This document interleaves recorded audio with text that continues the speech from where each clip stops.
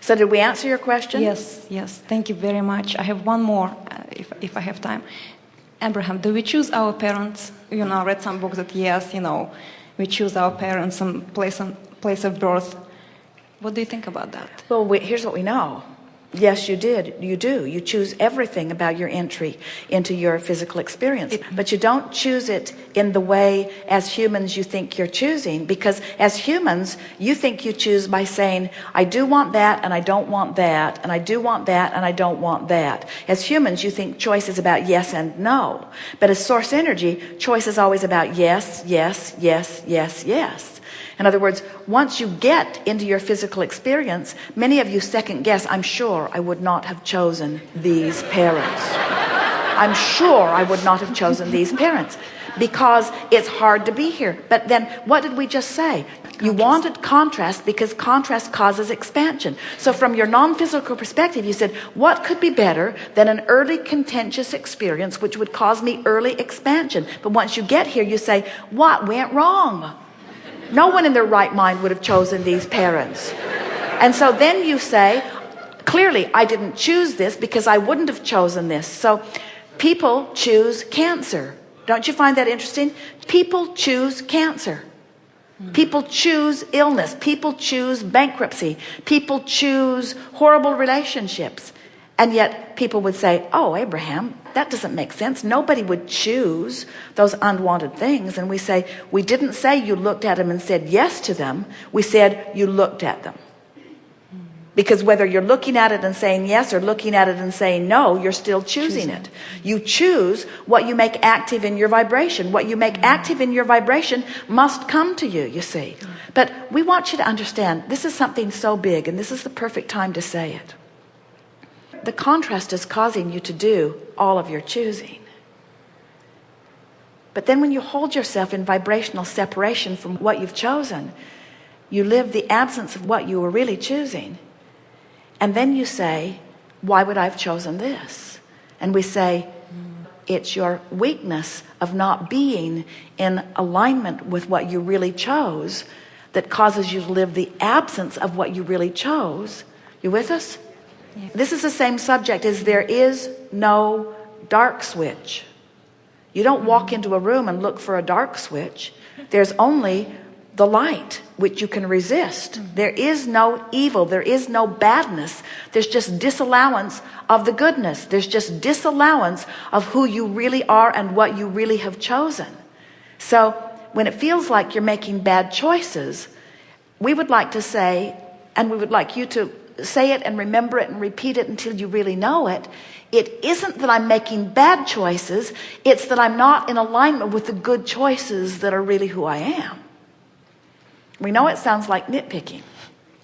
But if you could get inside of that idea, what would happen to you as you begin recognizing this is that you would begin to realize this powerful premise that is so absolute. If there were one thing that we could open your being up and surgically insert, it would be this. We can't, so don't worry about it. A little prick you just felt on your back, that wasn't us. That wasn't us. It would be this. Well-being abounds, and things are always working out for you. Things are always working out for you. And to the degree that you allow it, you see the evidence of it. Things are always working out for you. So even sometimes when the contrast looks like it's not, the contrast is just causing you to define more clearly exactly how you would like things to work out for you. And since you're the creator of your own experience, it's what you said. You said, I want to be inspired to specific choices about how I would like it to work out for me. Don't you love knowing this? Did you get that? Can you hear what we're saying? Yes. That the contrast and all the stuff that feels like you don't want is just helping you to define more accurately, more deliberately, more specifically the details that you do want. And then if you can get happy, if you can do anything that you can do to get happy, which just means stop beating the drum of what makes you feel unhappy. You see, whether you know it or not, it is working out for you. And whether you know it or not, you are expanding. And whether you know it or not, consciously, you will eventually catch up with the expansion, even if you have to wait till you croak to do it. And so nothing that we're saying even needs to be said, because you can't get it wrong. You're going to come forth. You made the decision. You're going to be born. And from this vantage point, you can't undo that. You're born.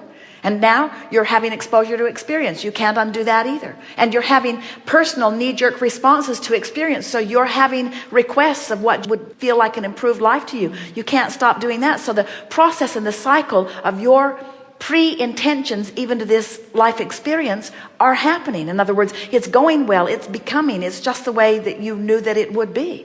And even if you don't know about law of attraction, and you don't know about your emotional guidance system, and you don't care about feeling good, and you've been convinced that you're not supposed to feel good, and so you don't deliberately turn and catch up with it, when you croak, you do, and then you come forth again.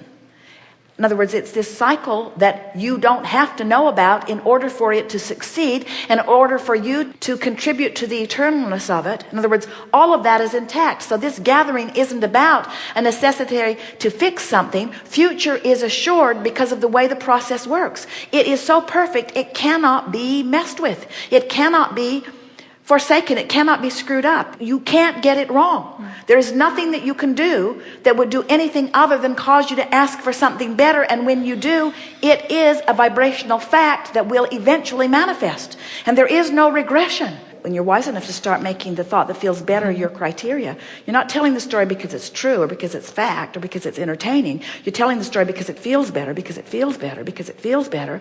Now you move to this place and this place and this place and this place and this place, and before you know it, you're not a match to the contrast. You're a match to what the contrast produced. You're a match to the expanded version of you. And now you feel triumphant.